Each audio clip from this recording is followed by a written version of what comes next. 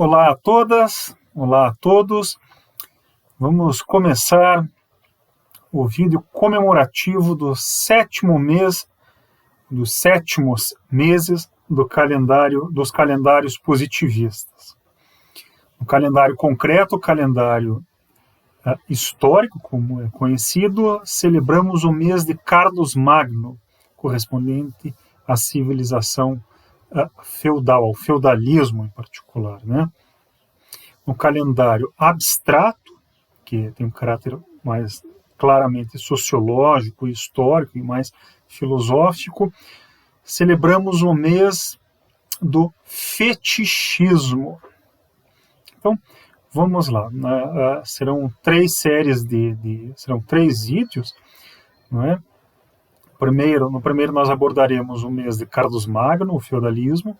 No segundo nós trataremos do fetichismo, e o terceiro será dedicado às celebrações, às comemorações de centenários, não é, que nós temos ao longo deste mês.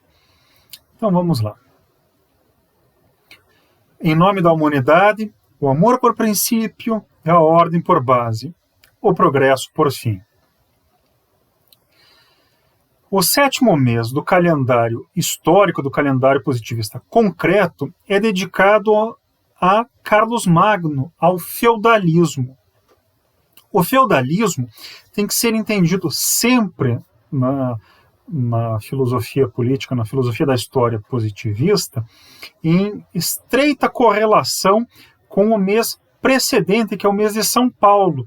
Enquanto São Paulo aborda o catolicismo, a transição medieval do lado do catolicismo, o mês de Carlos Magno celebra o feudalismo, mas, como eu disse, os dois têm que andar juntos, têm que ser considerados de maneira estreitamente unida, porque é a transição, é a civilização católico-feudal, eles formam uma unidade. Claro, o catolicismo tem suas características, o feudalismo teve suas características, mas naquele período, né, naqueles cerca de 1000 anos, né, entre o século V e o século XIV da Era Corrente, a civilização católico-feudal formou uma unidade.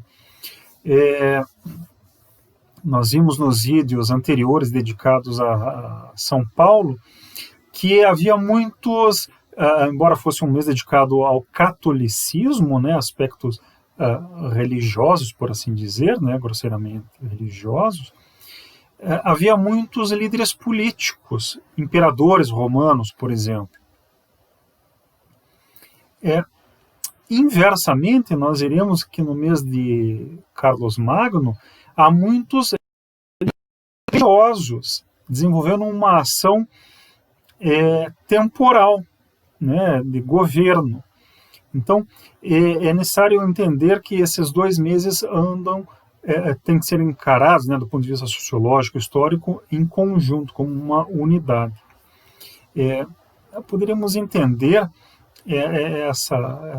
esses 2 meses como um correspondendo mais aos aspectos morais, aos aspectos intelectuais daquele período, né, que a gente chama de Idade Média, e o outro, né, Carlos Magno, como correspondente mais aos aspectos práticos, aos aspectos sociais, aos aspectos governamentais e administrativos.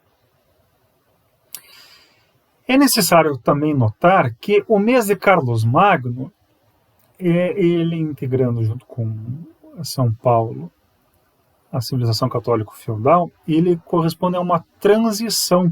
É a última fase da transição, da tríplice transição ocidental.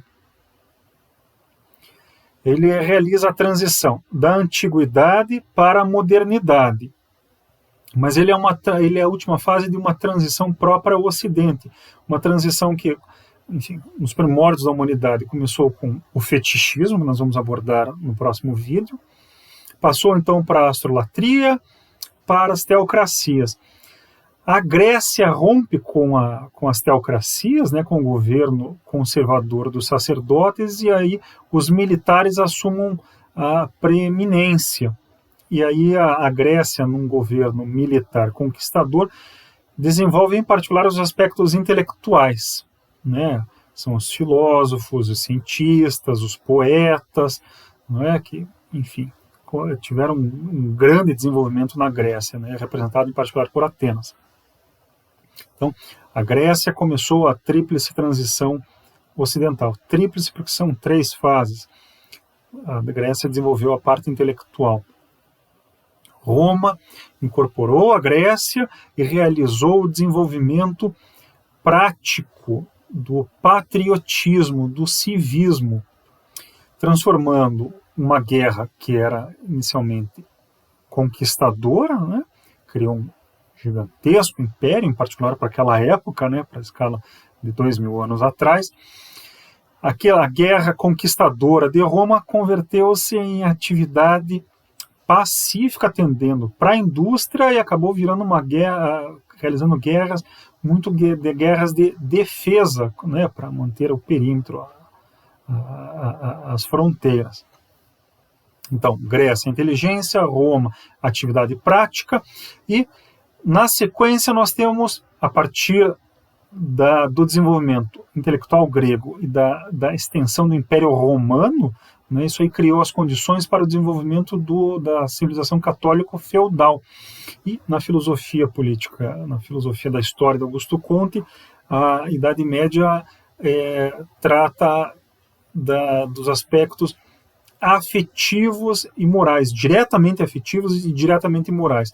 Nós vimos nos vídeos anteriores, né, dedicados a São Paulo, que o catolicismo, sendo teológico, enfim, tem os defeitos próprios ao monoteísmo, né? Então desenvolve a moralidade, mas a partir de objetivos pessoais, é egoísta que se age de maneira altruísta, né? Busca-se o céu, a recompensa do céu, ou evitar-se as penas do inferno.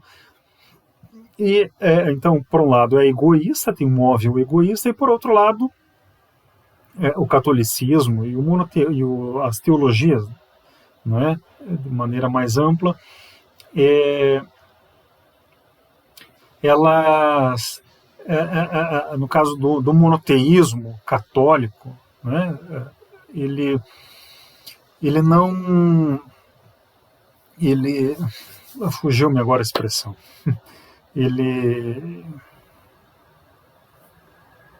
Eu vou parar um pouco.